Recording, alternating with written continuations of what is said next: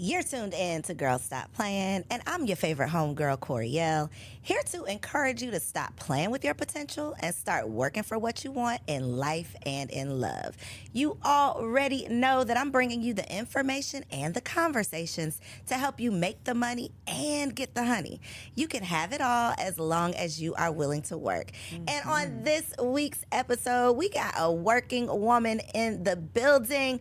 My girl needs no introduction. We got the beautiful, badass, bossed up Yandy in the building. Hey, y'all. Hey, girl, hey. Hey, girl, hey. Y'all better stop playing. Listen, we were finally able to get you in the studio. I'm so happy to be excited to here. have you here. So, Yandy, you don't know this, but I used to write for your magazine back in the day, Everything Girls Love. Yes. I was a writer way back when. So this is a full circle moment. I'm excited to have you here. I'm glad to be here. And look at this. I know, right? You didn't even know. So I wrote for EGL. We are connected in that way. I'm still very much connected. You had so many great people that were a part of the magazine, the team, the staff. I'm still very much connected to a lot of the people. So thank you for that opportunity because a lot of connections has come from that. Yes, even EGL was such an amazing start to kind of my foot in media. I had no idea what I wanted to do with it, but I knew that I had something I wanted to say, and I also wanted to create a community of some women that had things to say. So I'm so happy to hear you were a part of that. Yes. I loved that. I loved the mission, the platform. You recently had an event because you have relocated to Atlanta. So let's start there. When did you get to Atlanta? We came to Atlanta in 2020. Like, pandemic hit in March. June, my husband was like, we out. And the crazy thing is I came kicking and screaming. You didn't want to come? I didn't want to come. So New York, were you in New York still? Yes. New York to me is like you love it or you hate it. It's either I don't ever want to go there or I don't ever want to leave. Yes. What did you not, I feel, and I'm on the hated side. I feel like it's so hard. It's such a hard life, in my opinion. I've never lived there, but when I go, you never lived there. No, y'all that's got why. the bodega thing, the walk into the train, the riding of the train. So that's the easy thing for me. I would love to be able to come out my house, walk down a couple feet, and be at the bodega. Girl, it's not a couple feet. I have to get in the car. No, for me, because I grew up in Harlem. Okay. Literally, I walked out my building. Probably 15 steps was the supermarket. One step above next to that was the bodega. Then we had the Kennedy Fried Chicken. If I want to go to my girlfriend's house, I can walk a couple blocks. So I love just the convenience of being able to touch everything and everyone without having to drive. It's so funny. Perception is everything, right? Because your perception of your experience, you're the one that lived this experience, right? Your perception is so easy.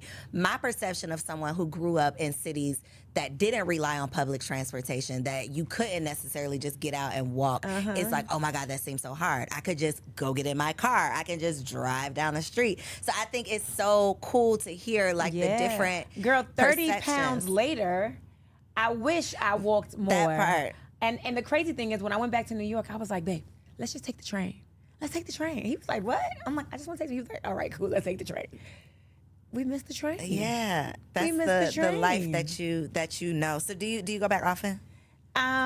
So here's the thing. I thought that I would be going back every weekend. I was like, let me get a place. I was like, let's just get a condo so that we can go back all the time. How about now I kick and scream not to have to go back. I only go back to New York if I'm paid to go there. If I'm booked, that's it. If I'm not booked, I love my house in Atlanta. We've opened up several businesses here, so a lot of them thrive on the weekend, the restaurant, the skincare store. So I don't want to leave, and then the kids are in school during the week, so I'd be like, I ain't paying me, I'm not going. Yeah, so you definitely picked a very like iconic, historic location here in Atlanta for both of your businesses. Yeah. You invited me to be a part of the festival that you just had, and when we pulled up, I'm like, man, me and my husband were literally walking up because we got lost at first, and we ended up like in the mall part. And so we're like, man, can you just imagine when this was like at its height, the underground Atlanta, when this was like buzzing, you know, when it was like the place to be, just the how historic the space is. So the fact that you came to the underground, you have two businesses right next door to each other, which is genius. You're literally able to take advantage of the location and you know using one another to leverage each other. What made you start skincare and restaurant? Were those things that you were already doing? What was what was the So the I motive? think any entrepreneur or any creator, when you create something, it's to solve a problem, right? So for me, Yell Skincare was created during a time where I had two things going on. I was suffering depression. I had never gone through depression and recognized it. And part of that recognition was how my skin and my body was behaving to what my mind was doing to me. So I had dark spots, I had acne breakouts, my nose was peeling. I just looked bad. This was my second season on the show, and I remember having to pop pimples because I didn't want to go on the show with the whiteheads, and I'm like, then it would be a dark mark. So I would put tons of makeup so that you guys wouldn't see it or notice what I was going through. And I just felt like I got to a point where I was tired of doing that. I was tired of looking like that. And I was like, I got to do something. So I remember going into a really popular chain store, and I saw that, one, I didn't see representation. I kept saying, does this eye cream work for black girls? It's going to get rid of these dark circles. I'm like, is this going to help my dry skin around my nose peeling? And the fact that I had to repeatedly ask every time she brought something, the cleanser, the toner, the eye cream, and I had to say, you sure this works for brown skin? That was a problem for me. And then when I got to the register, now look, I'm on TV, and I know y'all think when you get on TV, you just automatically get rich. I wasn't. So when they started bringing stuff in, I had 5 pieces, and it came up to almost $500. I was like, oh, that's the problem. The average woman that's, struggling to pay rent or whatever, she cannot also afford a 30-day supply of skincare at $500 additional. So I was like, there's a white space for something that has representation of brown girls, brown people, that also is reasonable. And then I looked at the back, and I'm like, I don't understand any of this on the back. What is this ingredients? I wanted to create something that was plant-based, that was all natural, and that, I saw people of color represented. So that's why I started that. It was to make me feel better because I was going through a depression and I hated the way I looked. And because of the stress, my skin was reacting to it. So it solved that problem. And then I also wanted to create something that solved the problem of the marketplace, where we can go, feel represented, and then afford it. And it was a good ingredient. Now, Dancing Crepe was created. So there was my store, and then there was a space next to me that at the time someone had under lease. And I was like, man, I just wish this space was open. I could expand the store. And we bought the place during COVID and all that stuff that was going on during the pandemic. And I was like, man, I would love to have a place where people, once the world opens back up, where people can just convene and commune and get together. And I thought I would expand the skincare store. But like you said, this is a historic place. I didn't know that you can't break down walls. Nope. Can't break down walls, can't change the brick. Not supposed to paint the brick, didn't know that. I painted the bricks. What happens? Do you get fined or something? So the thing is, they didn't put it in my lease. I had no idea. Okay. I had no idea. So later on, when they came to do the inspection, they were like, red flag. And I was like, nobody told me. Nobody told me. So I was able to get away with my painted bricks. But then I realized I can't break down this wall. So let me think of something else that can bring people together. I love to dance, and I love crepes. So I made Dancing Crepe. Dancing crepes. So when you come to Dancing Crepe, you gotta dance. You gotta dance, but there's something on the menu that everybody talks about. It's these the seafood egg rolls. The egg rolls. The seafood egg rolls. Yes. So we have seafood egg rolls that are lump crab meat, lump shrimp, and lump lobster meat. So good. Is there cheese in them? So you can ask for cheese. And Okay, but I can get it without cheese. Oh yeah, you can ask for no cheese. Okay. We make everything at that restaurant. We make on the spot, so we don't have like a frozen stash of egg rolls when we sitting in the freezer. No, we Gotcha. don't. We take the seafood meat, they chop it up, they put it in the roll, so you can get it made to order. You can ask for cheese or no cheese. Got you. Okay. Okay. So two businesses right next door to each other. Is the restaurant business as challenging as the people say? It's very challenging. It is. It is very challenging, and it is the truth. You do not make real money probably until you're in your first or second year. And I'll tell you why. So all of these permits and licenses and grease trap cleaning, and you have so many fees that you have to, even the liquor license fee. You're going to walk in, just liquor license fees, it's going to cost you upwards of 10 grand. And that's not guaranteed that you're gonna get it, or That's is not that after you've guaranteed. gotten Don't have approved? nothing in your past. Don't ever have been arrested for anything. And it's crazy because when we were doing this, I was just fighting to get, because I had 2 felonies for protesting. Those were felonies? I got felony charges. I did. They didn't have to do that to me. The officers at the time were walking free with no charges that murdered Breonna Taylor.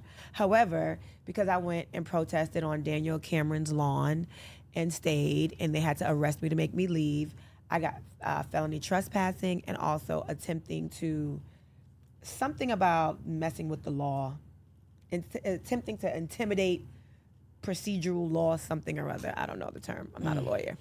So yeah, I got 2 felony charges. So did that come up with your liquor license application? No, because I had just got it. I had to show, it did come up, but I had to show that I got it thrown out. Okay.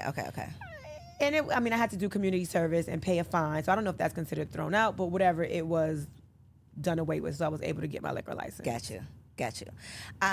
Okay, so you mentioned being on TV. Yale Skincare came because of something personal that you were dealing with. I love how you said this was the first time that you've been through it and recognized it. That to me is the key, because we be going through stuff. Oh God, yes. We just don't recognize it. We can't diagnose it because we haven't heard people talking about it. We, haven't talked to a friend that experienced something similar. Yep. So many of us have experienced these things, were truly depressed. You just couldn't communicate what it was or describe it. I mean, I think as women, especially where we are, once you hit your 20s, 30s, 40s, you've been through heartbreak. You've been through a friend that has disappointed you. Your family may have disappointed you. You've started businesses, or maybe you are a career woman and you got, you reached that glass ceiling and you feel like I work so much harder.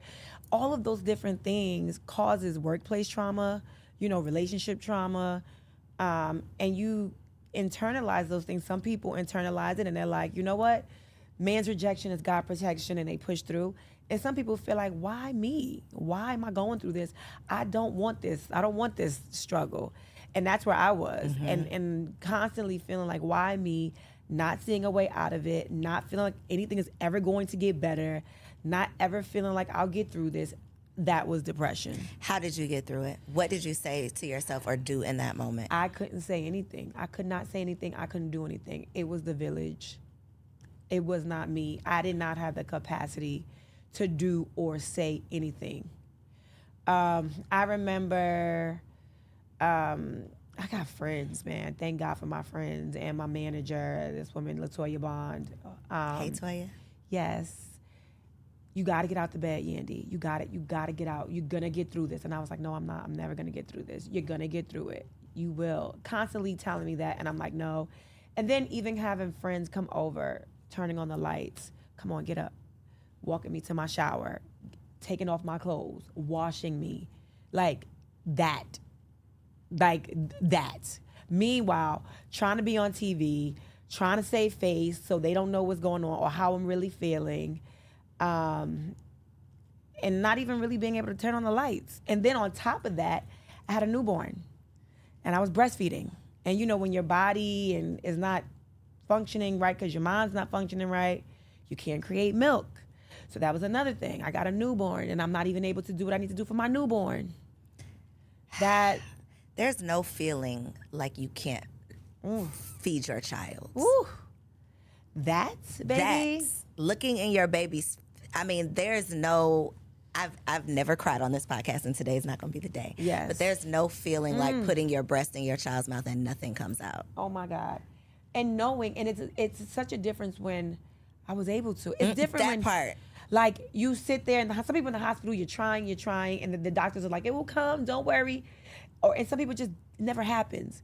But when you know that this is the only way your baby knows how to eat, I've never given my baby formula at that point. My baby, of course, wasn't eating any food or, that's all my baby had to survive. And I didn't know. Why can't my body do this? That's a thing, and it is not talked about. It was, and that is what layered on top of whatever I was going through. And that was the ultimate. And then it just got to be like, I can't do that, right? Why? Mommy, my mother lived, at that time, I lived in a condo. My mother lived 4 floors above me. I was like, Mommy, please. I can't do it. That is nothing worse than that feeling. Nothing worse. But having that support and being vulnerable enough, and I don't know if you vocal about what you were going through, but having people around you who, even if you're not vocal, they can see it on you. I wasn't vocal. They can smell it on you, like, sis, no, something is wrong. I wasn't vocal, but it was the type of thing you couldn't hide, Mm-hmm. right? I remember my mom came downstairs and she was like, get up. And I was like, I can't. She's like, just get on your knees. You don't got to go far. Just get on your knees. You got to pray through this. And she kept saying, there will be tomorrow. There will be next year. This will be your tomorrow. And it will be something else for you to worry about. And I just could not see past that moment. And I remember her just making me get on my knees, grabbing my hands, and just pray. I couldn't even pray. I was so depressed. And she had to just pray over me and for me. How do you deal with that and then do this? How do you do that and get in front of somebody's camera and be Yandy? I don't know who I was. I wasn't Yandy. Because there are moments when the cameras stop, and if I had to sit and talk to, I think at that time I was talking to Tara or talking to whomever, Kim or Juju, whoever I was talking to. Okay, and they're telling me about what they're going through, and I'm talking about some surfacey level, whatever I'm going through. And the minute they're like, okay, we have to reshift, I didn't want to talk. I didn't want to, and you could just see it just drain from me the minute the cameras went off. All right, okay, we're getting ready to go back in. Kind of pull it together. Okay. Yeah, and yesterday at that party, it was crazy. Oh my gosh, I can't believe such and such yelled or such and such threw that drink. Girl, oh my gosh, crazy. Cameras went down. And I would literally just walk off set. I didn't even say goodbyes. I take my mic off, get in the car, go home, take off my clothes, get my baby, and get in the bed. That's it. Almost as if like you were a shell of yourself. Yep. I just came to perform. And I think, I remember being young, having to go perform for school. I remember dealing with a parent that was addicted for a long time, and seeing things happening at home, knowing that I shouldn't see certain things, and just going to school and performing. So that came second nature to me, being able to just be like, I'm in school now, or I'm shooting now. But the minute I walked through my doors at home, or the minute I walked through my doors, later on when I got older, it was, okay, let me deal. So that was, it was somewhat easy because I had got used to doing things like that. Your coping mechanism. Yeah. Dealing with it however you knew how, but it wasn't the healthiest way because you weren't actually dealing with it. You were just kind of putting up with it. You were sweeping it under the rug. Yep. Putting on a perfect face. And I think there's so much riding on how you appear on these shows because people are so damn rude, mean, ugly, just mean-spirited. I can't imagine dealing with what you were dealing with internally, but then having to publicly deal with people's comments and opinions. Oh my gosh, and the comment was commenting. There was so many comments, so many. And for those that don't know, but I'm talking about the time when my husband was on trial, and we publicly, I was going with him to the court cases. Amir was 2 months when the feds came. That's my son. When the feds came to my house, and as much as I wanted to hide it, I was on a whole freaking TV show. And I was like, it's going to catch up to me. They're going to find out, so I might as well be the one to tell them. Did you try to hide it? Oh, no, so you were like, let me tell y'all before you find out. So when they came to my house that day, I think I was supposed to shoot later that day. Of course, I couldn't shoot. We were going through all of that. So I told the producers at the time, was I a producer then? I don't even know. Can't even think back if I was still a producer at that time. But I remember talking to Mona, who at the time was like a partner, a mentor, a friend. She used to be my boss, but at this time, I had stopped working for her. And I told her what happened, and I was like, do not tell anyone at all. And she was like, okay, are we covering this on the show? I was like, no, we cannot cover this on the show. Did you feel some type of way she asked you that? I didn't feel a type of way because that's my life. It was my life that was happening in the moment. And you sign up for these shows to show your real life. So I was just like, let me process, let me process all that's happening. This is my best friend, my man, the father of my new baby, dealing with this. And then I also knew that at that time I had EGL, which is Everything Girls Love. We were heavy in the mentoring young girl space.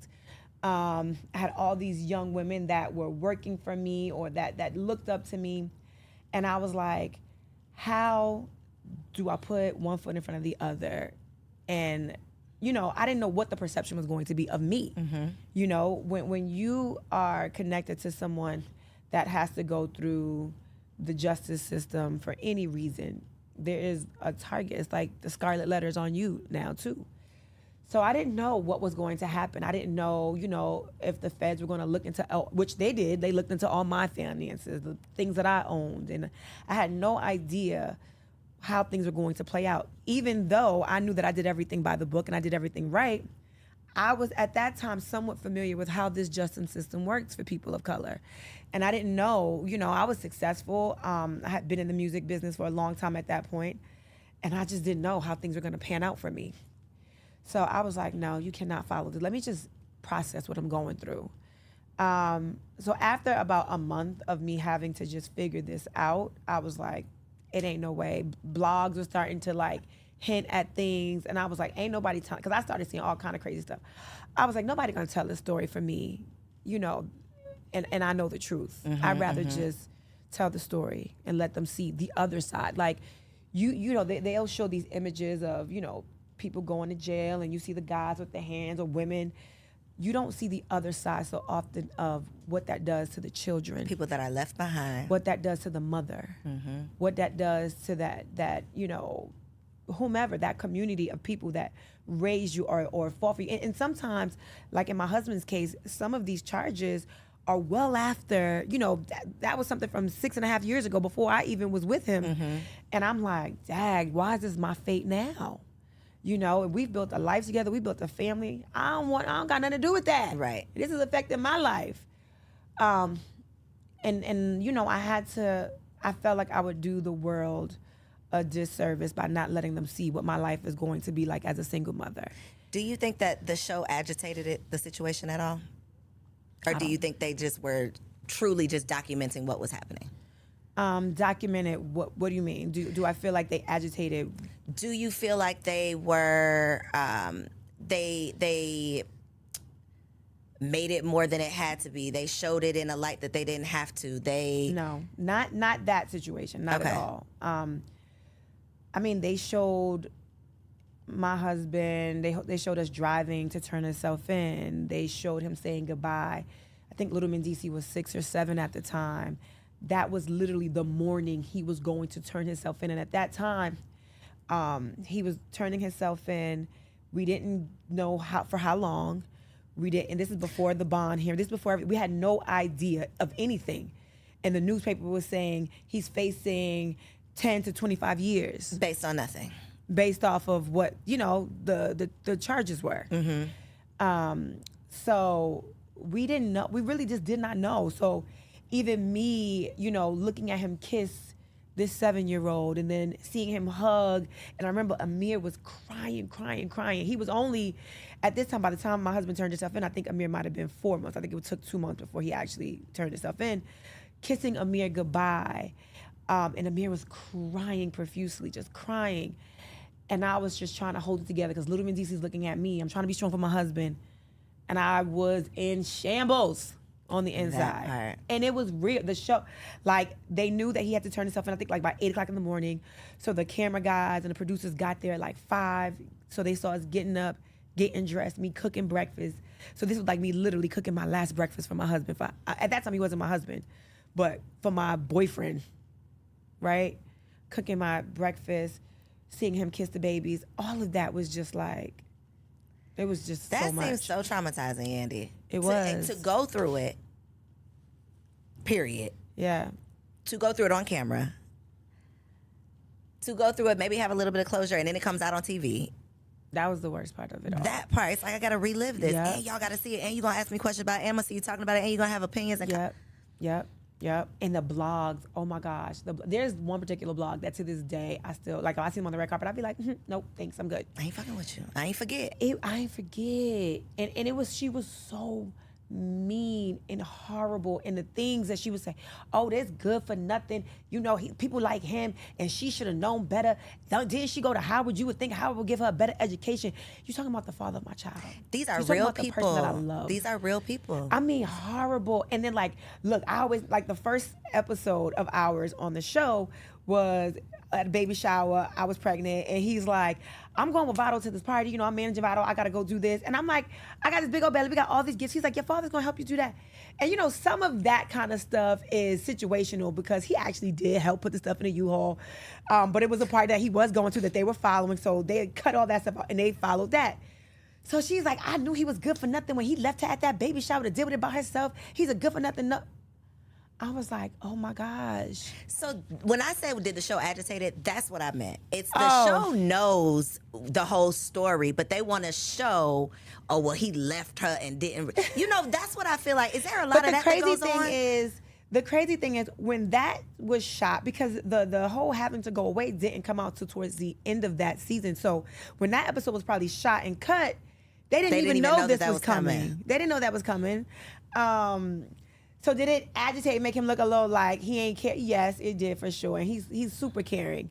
But I think that was just, you know, sometimes they want to paint these men as having a million things going on. They had no idea what was to come, you know, so I can't blame that on the show. But yeah, it's hard. The comments are hard. The perceptions are hard. The assumptions are hard. And definitely these blogs and people with the comments and all that will break you down even more. I had to log off and turn it off. I had to just mute the noise. What do you do now? What's your coping mechanism with the comments now? Well, if I see myself, even if it's good, right? If they're like, you know, who wore it best or Yandy stunt, whatever it is, I don't even read the comments. You don't even want to? Oh God, no, not about me. I'll, you know, tune in somebody else's stuff. But when they could go and talk about, I think Beyonce is perfection. You know, I think Rihanna is perfect. When I can see comments where they going in on her, and the way they used to go in, they go in on my baby Amir's hair. My baby loves to wear his hair out and big. That's it. They be talking about your baby? My baby's hair. My baby's hair. Yes. So I'm like, girl, they talk about Blue Ivy's hair, and she's fierce. Okay, baby got Grammys. Okay, so this is the kind of thing that is just like, you know, you gotta just. I've learned, and I think Mona might have said this first, if you don't know them personally, don't take it personal. That's it. So, one, I don't read if I see myself. So those of you that are out there that go in when you see me just because you don't like me, and that's fine, just know that I don't even see your comments. I ain't reading that shit, no way. You performing for everybody else because I don't see it. I don't read it. I don't read it. I don't see it. That is so mature of you. Yeah, I got to protect my mental health. I got to protect my space. I don't want to be thinking I'm ugly. She got a big nose. Her feet look ugly. And then, girl, tap on that profile because what? Man, where you get your contacts from? I mean, how long you never going to switch the color of those contacts? Jack, those contacts are so played out. This is what I hear. Every day I hear this. Now, on my page, I'll read the stuff. So if you come to my page, I might tell you a little about yourself too if you say something negative. Like, I've had to say so many times, like, they're not contacts. My baby boy, since he was a baby, he's had, why would you put contacts in your baby's eyes? My baby don't have contacts. So I guess when it's silly little things like that, that it's just like, this has no merit, then I could see you being like, girl, okay, I'm not even gonna worry about that. Right. Yeah, because y'all are just tripping, minding my business. When all of the things were coming down with Mendecees, did you ever once, because y'all weren't married, was there ever a question of you holding him down while he was gone? Yes, every day. Every day.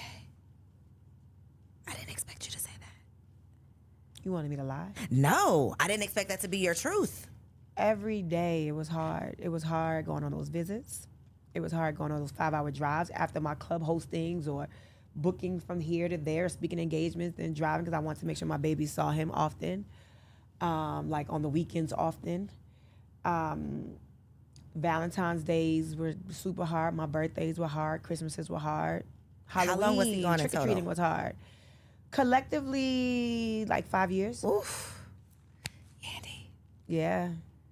Hard. And you out here in the free world having all of the opportunities. I saw his interview, Club Shay Shay. Oh, yes. Yes, Uncle Shay Shay. And he's like, yo, she out here living her best life, and I'm sitting up here locked up. My freedom is gone. And do believe he said that. At the time, in the moment. He's like, yo, what are you doing?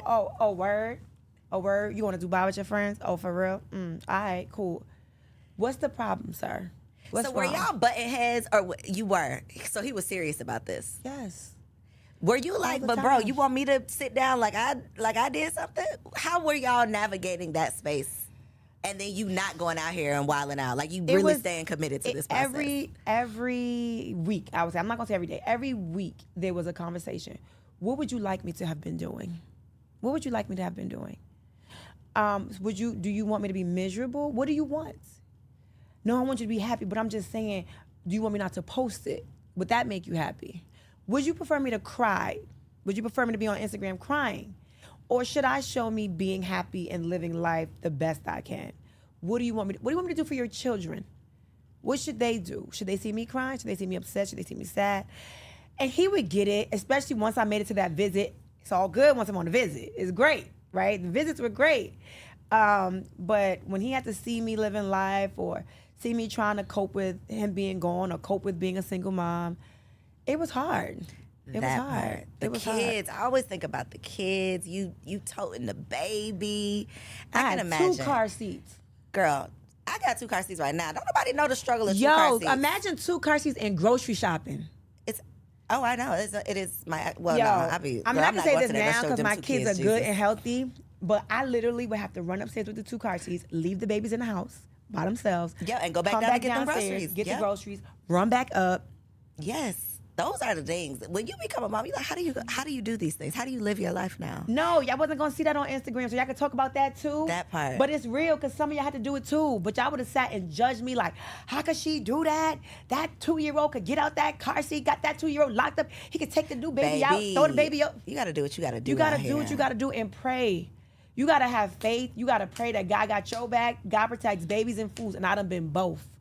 Still Still am. Still am today. Still. I be like, damn, I know I'm not a baby, so I must be a damn But fool. I am a baby to somebody. Right. Somebody out there, honey. I'm a God's baby to them Thank too. you. Thank you. Did the people judge you? Did people expect you to not hold him down? Did people? Of course. Okay, not the people though. What about your people? What was your people's so response? my people, the main people, were like, why? They didn't Why get would it. you hold him Why- down? Or why? Why would you put yourself? Why would you sign up for this? Why would you continue? Why are you putting yourself through this? Why are you driving up there? Why are you dealing with those phone calls? Why? Why are you doing this? And my only answer was, I love him. It's the right thing to do. I didn't have like, the Bible said that wasn't my thing. I loved him and I knew it was the right thing to do. Did love have a limit? If they would have said 15 and not 5, what was your limit? When I thought it was 1, it was too much. When I thought it was 5, I thought it was too much. When I thought it was 3, they gave him 8. And he did 5 of the 8. All of that was too much. It was too much. I ain't gonna sit here and say it wasn't too much. I look back and I think it was, I also, just like college for me, like, once I commit to something and I say I'm going to do it, I felt like I wanted to do it. And then I also felt like this is a drop in the bucket. Like, I committed a life to this man. This is a drop in the bucket of the life we have together. God willing, we live to our old age. This is a drop in the bucket. And I would have to tell myself all the time, this moment in time will not be my forever.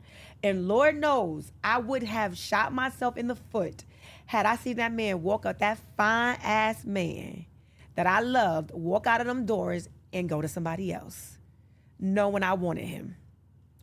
I would have been mad at myself. Did y'all have conjugal visits? Nope. He was in the feds. What the Yandy, I got so many other questions. I'm gonna have to ask you later because what?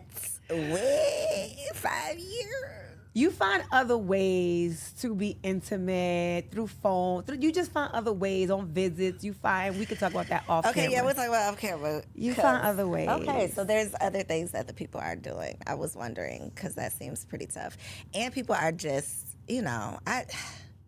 I consider myself to be a pretty private person, and I can just imagine, like, we judge ourselves. Yeah. Our people around us judge us, but to be judged publicly on a platform, on television, I can just imagine what it does, to your self-esteem. Yep. What would you say is the hardest part of living this life? Is it doing it under a microscope? I would say having to perform, although I told you before it came easy to put on a face when I was going through things, but my natural, I don't like to do my hair. I never do my nails. I rarely get my feet done. Thank God I have the man that I have, because he is like, baby, I love you natural. You ain't got to do none of that. Just make sure you shower every day, twice a day. I'm good. But he doesn't, makeup is not his thing. He loves my hair when it's in an afro. He don't care about my feet being, polished and all that stuff. Thank God, because that is the real me. If I could wear a t-shirt and sweatpants every day, I would. Yandy, you be so fly. I don't believe that. I'm telling you. You're forcing the fly? I am forcing the fly. It is not easy for me. Well, you look good doing it. Thank you. It's not easy for me, though. Like, it's so not easy. Like, I be having to, figure out, it's hard to figure out this and to match this and to this, that. So my hairstylist, Brian, who's also my best friend, he is also my pseudo stylist, because he'd be like, all right, Yandy, wear this with this. But he's a fashionista. So he'd be like, put this together. And thank God, he pretty much lives with me.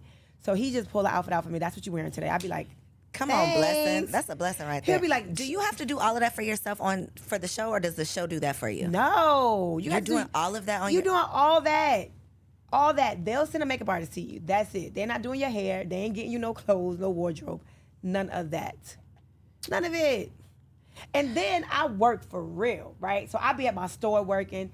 I can't do all this. I be at the restaurant running back and forth. So I got on my Uggs or I got on some Crocs or something. I can't have no heels. Serving tables, walking back and forth. Sometimes I'm flipping chicken in the kitchen, making crepes. Sometimes I'm the DJ. Karaoke night, I'm the singer. Really working. I'm the host. I be working. So, yeah, I don't have time for the hair and the makeup and the nails and the this and the that. But you're still doing the show. I am still on the show. Still on the show. Mm-hmm. Can we go back to first season real quick? Yeah, 14 years later, I'm still on the show.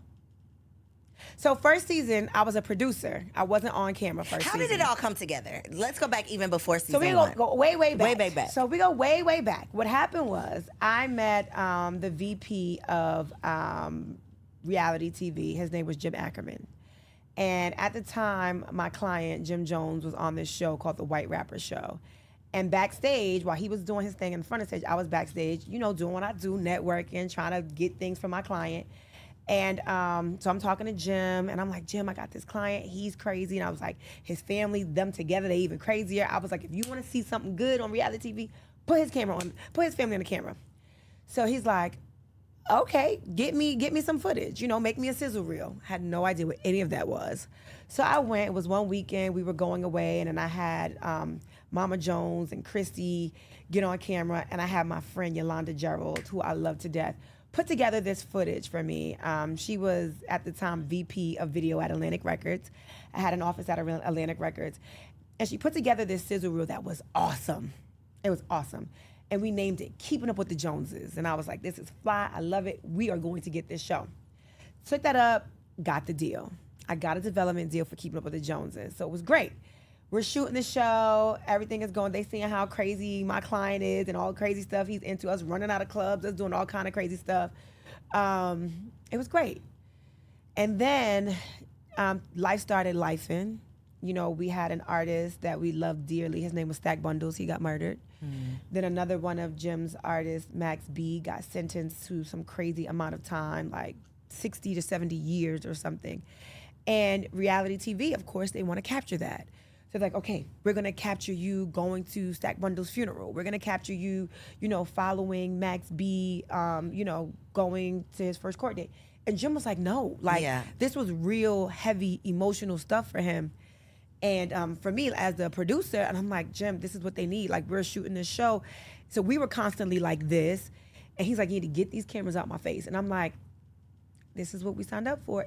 To the point where he started literally pushing the cameras out his face.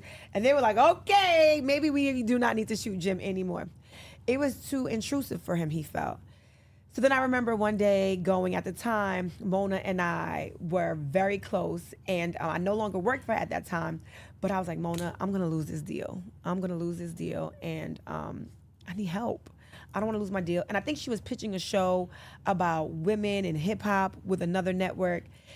And we were like, we sat at dinner and we're like, okay, maybe if there's a way that we can combine, the deal that I have, we combine your idea, and I can have Jim and his family kind of be like, not the all family. Maybe we have an ensemble cast. And that was the birth of Love and Hip Hop. That was the birth of it. So first season, I was behind the scenes, working in the story rooms and all that kind of stuff. Then I left to go on tour with Missy. But by the time I came back, we were ending the first season. And, Mona did a great job producing that first season because I was gone for most of it while I was on tour with Missy. And that was the birth of Love and Hip Hop. Random question. Is Missy the you and Mona connection? Because Mona was Missy's manager, right? Yep. Okay. I was trying to piece it together. I was Mona's intern when I got out of college. Okay. So I worked with Missy. I worked with out of Howard. I worked with Missy. I worked with Busta. Worked with 50. Worked with anybody that was on Violators roster. Tweet, Noriega Capone, Prodigy, Mobb Deep. Girl, so started as an intern. Yeah. Wow. Sure did. And now you're here now. Started from the bottom. What was the goal when you got that internship? What did Yandy want to be? I wanted to go to law school to be an entertainment lawyer. Shut your mouth.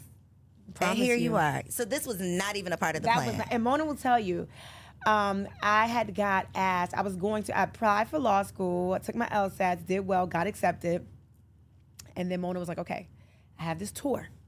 It was the ladies' first Verizon tour. Now, well, you probably don't know because you're young, but that tour was Missy, Beyonce, Girl, Tamia. who am I not gonna know? Name somebody. No, I'm I'm not just gonna saying know. you might not know that tour. Oh, okay. The tour. Okay. It was I know huge, all of these people. It was a huge tour for women. I don't even know that there's been another tour like that. But it was Missy, Beyonce, Tamia, Alicia Keys. I want to say Little Mo did some dates as well, but it was a huge tour. It was amazing. And she's like, you can go on this tour with me and help me out, or you can, because I was going to quit and go to law school and intern like on my free days. And I was like, baby, I'm going on tour. Opportunity of a lifetime. My mother was like, what? What do you mean? And I was like, I think I said, instead of going to law school or grad school, I think this is my grad school over here. And I wasn't even really getting paid. I was getting paid $100 a week. Shut up. $100 a week, okay? $100 a week, and I was touring the world. I was getting $100 a week. I think by the time I went on tour, I got per diem and then maybe $200 a week. But so those of you out there that want to know, do we grind? I was grinding. I ain't get here easy. So what was your first paid? Because that was like play. Where did it go from intern? From intern, I became like a junior. I became Mona's assistant. Okay. And I got a paycheck as her assistant. And then when I went on tour, that next time I went on tour, I was getting a percentage of the percentage of the percentage. Got you. But that was good for me. Got you. I was a cut happy. of the cut of the cut. A Okay. cut of the cut of the cut. So this Yandy, naming lights, was not part of the vision. Was wife and mother always a part of the vision? Wife, yes. Mother was somewhere long down the line when I'm 40. Got you. So that I was was like not in a rush to be one day, but not a today. A one day, but not a today. Not even a wife. One day, not today. Because I was so excited. By the time I started getting my own management clients, like my first client was Jim Jones, right? And then I started doing so many other artists. And I was like, I was on tour with him sometimes 3 months, 2 months, 6 months. My life was not my life. Mm-hmm. So waking up, trying to make sure he's good, making sure the businesses were good. Then I was working at Atlantic Records. I had no time to think about being a real girlfriend. So I had the boyfriend, I had Mendecees, I had just several little roster. I had a couple different things happening at that time. But one thing I was not doing was I was not fraternizing with anybody I've ever worked with. When I started first season, people was like, yeah, I know you and Chrissy got it going on because you mess with Jim. When I tell you, me and Jim ain't even hug. Like, it was our relationship was like real bro. Like, we was bros, right? It was nothing. Like, we didn't even look at each other like that in no possible way to even be like, come here, let me hug you. It was like, get out of here. I definitely want to ask if y'all really had beef, or was that like a reality beef? Jim and I? No, you and Chrissy. So the crazy thing is, the way it started was her saying, let's act like we got beef. Shut up. Yeah, and I was like, absolutely not. Because I always knew that if I acted as if I had beef with you and it got disrespectful, I really couldn't say what I want to say, acting, because Jim would get mad, and then that's my client, that's my bread and butter. So I was like, this acting is going to be one way, because you're going to be able to say what you want to say to me, and then I'm going to take it. I'm going to have to just take it. I'm going to have to eat that. And that's not my personality. So I'm like, nah, I'm good. And I'm silly, right? So my personality is to be silly. So I think when the opportunity came for like little things, like, here's a mother-in-law book, like get along with your mom. I didn't think that was bad. I'm like, here, I want you and Mama Jones was my girl. So I was like, I want y'all to be good. And then when the song came on that Mama Jones made, I was like, I thought that was funny. I'm thinking she gonna laugh because we was laughing all the time. She did not laugh. She ain't laugh. She ain't find it So that funny. was real beef. Okay. It But became the real crazy beef. thing is that was the same day she said to me, let's act like we got beef. So it kind of, I don't think it would have been beef if I wasn't like, I'm not doing that. I thought it looked like an avenue for her to act like she was mad at something. Because we used to play all the time and snap on each other, be silly with each other, just not on TV. Right. So I was like, girl, my whole attitude all the time was like, girl, you're not really serious. You really mad? You mad? And then when the cameras would go down, I'm like, you acting or you mad? What you doing? And was she mad? It was like, let me just keep this up because I already said I'm not doing it for real. So it was like, let me act like I'm mad. And then it turned into a real thing. Like, Now we really beefing. Oh, okay. you mad. Interesting. It got interesting. This is my last reality TV question, because I feel like we always see what we see, but then we always hear like the residual effects of real life that reality TV has. Have you experienced any real life, I guess, challenges as a direct effect of you being on reality TV? Like your real relationships? I would say yes and no. And the reason why I say yes is because I think real relationships, you cannot break those with money. You can't break those with, I made a mistake and I said that. You can't break those with slip-ups. Like, you work through it in real relationships. I'm going to work through, I have friends that I've had since elementary school, the majority. Like, I don't lose friends. In TV, I lost somebody that was dear to me because it was TV time and I thought it was real. But when you don't perform the same way, like I'm not able to, get you these deals, or I'm not able to get you back on the show because, they're no longer interested, or I'm not able to, like, when I wasn't able to perform in a way that suited our friendship, then I was no longer needed. And my heart was broken. I couldn't believe. So then it was again, well, let me act like I got beef with you. And I'm like, I don't want to do this with you. I love you. I don't want to have beef with you because this beef, you know how they say the thin line between love and hate? That was that for me. Like, I really love you. Like, I love your children. I love your husband. I love you. So if we beef, I'm going to hate you because I love you. So that broke my heart. That broke my heart. And I realized, as I matured, and I'm like, that wasn't a friendship. It was one-sided. It was one-sided. So this whole conversation of adult friendships has just come up. And that what you just said is what I feel like is on the backside of any friend breakup. It's like, well, you start doing the math and you start thinking back, rolling down memory lane, and then you like, wait, I were was doing we this? really friends? I was also doing this. I was also making sure this happened. I was also making sure this didn't happen. And then I look back like, wait a minute. I never got protected in this. No one ever came to my rescue when this was happening. I was never, made sure that the secrets were kept secret. It was like everything was fair game when it came to me for the sake of TV, for the sake of, let me make sure my spot is secure. And when that spot wasn't secure, it was like, now I'm going to come for you because that's going to get my spot back. If I act like I don't like you, now I'm back on TV. Or now so it was like, yo, you really took it that far? And that's when I realized, like, we really not friends. All this time I was loving you. I'm a damn fool. I've had plenty of those moments that I was like loving you. You was busy. That. It was that. And that is as painful. Well, I don't want to say as painful because people deal with things differently, but that can be as painful as a romantic relationship. Yeah. And sometimes more painful depending on, the history, It was how much of my painful. business you know. It was painful. The things we've been through together, all of Yep. those things. Yep. It's tough. It was. Another thing that's really tough that I can relate so much to you with. We did the sesh. Shout out to Pinky. Hey, Shout girl. out to Pinky. One of the things that came up in the conversation was like mom guilt. Was running around town, doing all of the things, going after our goals, being these superheroes, and struggling to not beat ourselves down for the way that we mother. Yeah. How has your experience been managing? Because I think balance is like bullshit. I don't really think that exists. sure. But managing all of the things, Yeah. having to show up and be the Yandy that so many people need, but then also finding time to be the mom that your children need. Yeah. I had to just relinquish the thoughts and fight my brain on the whole mommy guilt idea. Balancing is a lie. It's a myth. It doesn't exist. Prioritizing exists. Being deliberate with your time and intentional with your time exists. And that's what I had to do. I had to just really be intentional with the conversations I have with my children. Listen, I gotta go away. But I'm going away to do this, that, and the third, because you wanna go to that camp, right? You wanna make sure you go to acting school and you wanna be in football, and mommy and daddy have to work if that's what's going to happen. And then if you have questions about mommy's work, you can come with me. You can travel with me, but you're gonna have to sit and be good. I put up a post the other day. I was like, Amir, I'm gonna take you with me to work, because he has so many questions about why I can't do this and why I can't bring him here and why I can't run around with him and his friends, take him to the swimming pool. I said, you're gonna come with me to work so you can see why.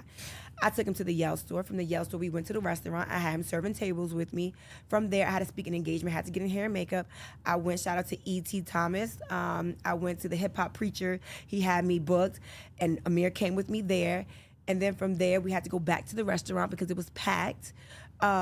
And he came home like, Mommy, please just leave me alone Whoa for the out. day. Whoa out. Laid on the couch like I can't do anything more. And I said, well, welcome to my life. So you know, when I get home at night and you like, Mom, can you come play the video game with me? Mom, I need you to, Mom, can you wash my hair? And I'm like, this is why sometimes I'm like, Mom, I mean, I could do one thing. Pick one. I got 40% of me left. You got it. What you want it to be. It's the one thing. Because then you also need dinner. So I had to just realize that mommy guilt is something that's going to hold me back from doing the things that I need to do to be able to take care of the kids. From doing the things that I need to do to be able to do to take care of myself mentally. Because I got to do it at this point. I done signed up for it. I done committed myself to it. I got to do it. So I just try to infuse my home life, my children, my husband, into everything that I have going on.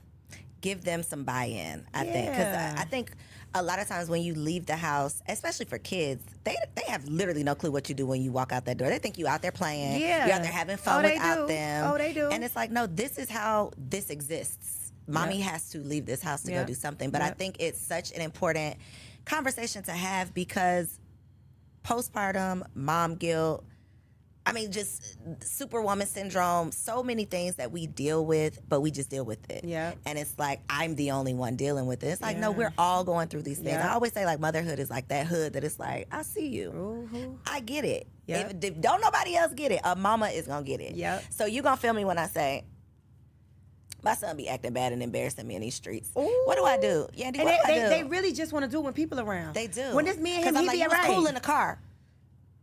The minute gotta- people get around, child. let me What say do you do? Do your something. kids embarrass you?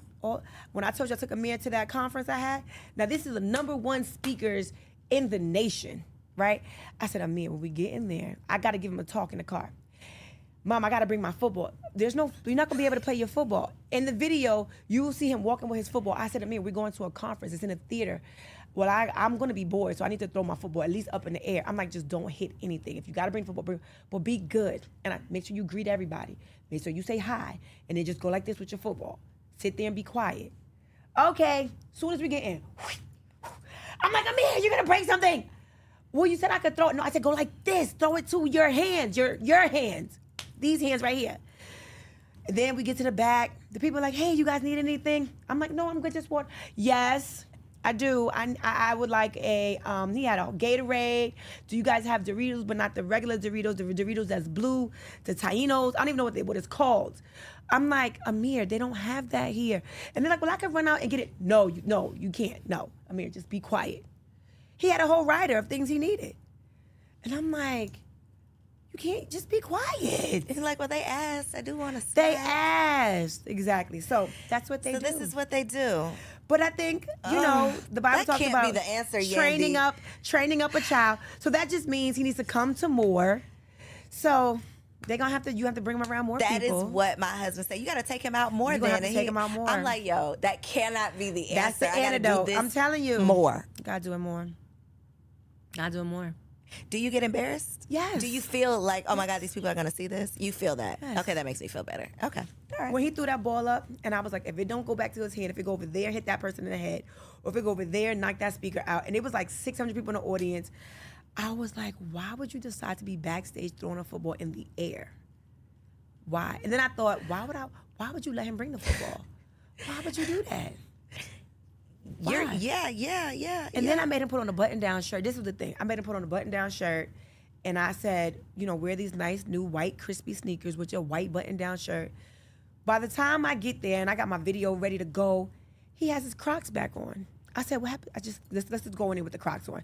We get in there. When I get off the stage, the shirt, that button-down shirt was off. Got the dingy T-shirt on. The shirt is crumpled up on the side. And then he got his football. So the white shirt got the football stains on it.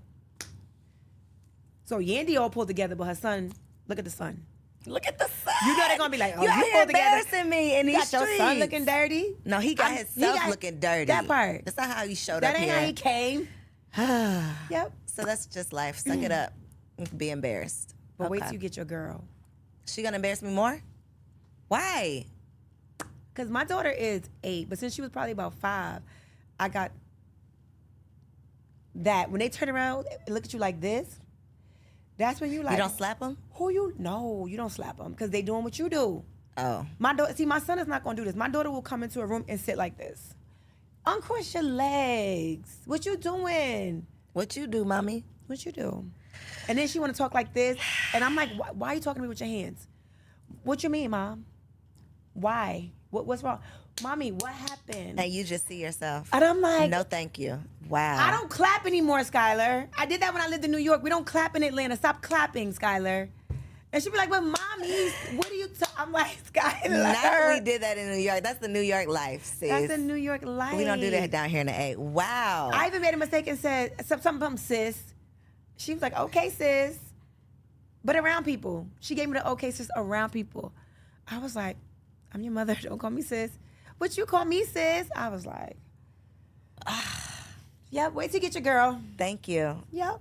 I'm not looking forward to any of that. That sounds awful. But it is beautiful. It's a beautiful life. It is. It's a beautiful life. Okay, I haven't gotten to that stage yet, but I'm sure it will get there one day. Yes. Pray for me. I have enjoyed this conversation, Me Yandy. too. I loved every minute of it. I know y'all did too. Y'all felt like y'all was just tuning into a little girl talk. I hope that I asked everything that y'all wanted to know because this was juicy. Yeah. And I appreciated you. I tried to be as authentic and real as possible. You can't be anything else. Yeah. So for the people who are here in Atlanta, where can they get these seafood egg rolls? Ooh. Like, how can they get Yell Skincare? That's global, though. Yes. Anywhere with Wi-Fi, yes. right? Anywhere with so Wi-Fi. Let them know. Look right there in that camera and tell the people. So if you are in Atlanta or if you're traveling or you want to travel, make sure you come to Dance and Crepe. We are at the Underground Atlanta, which is 68 Pryor Street. Come, and then right next door is a Yell Skincare store. But you don't have to be locked into coming to Yell Skincare, the store. You can also order online at www.skincare.com. Yes, we will make sure all of that info is down below in the description. Check out the show notes. Make sure that you share this episode with a friend. All of y'all that thought y'all knew Yandy, y'all ain't know nothing. Y'all ain't but know, y'all y'all ain't found know what I out talked today. about here. They gonna learn today though. You gotta use this as a clip. Listen, today we went deep. I talked about some things I've never spoken about. She asked that real question. Did you really hold it down? And I gave her my real answer. She also asked me, did I want to? And I just give you a hint. I told her no. So make sure y'all tune in because we had some real conversation. Come on, girl, stop playing. Yes. Come on down. Make sure you subscribe to the channel so you don't miss out on any more bomb episodes. I love y'all, and I'll see you next week. If you enjoyed that episode, make sure you subscribe to the channel so you don't miss out on any upcoming content.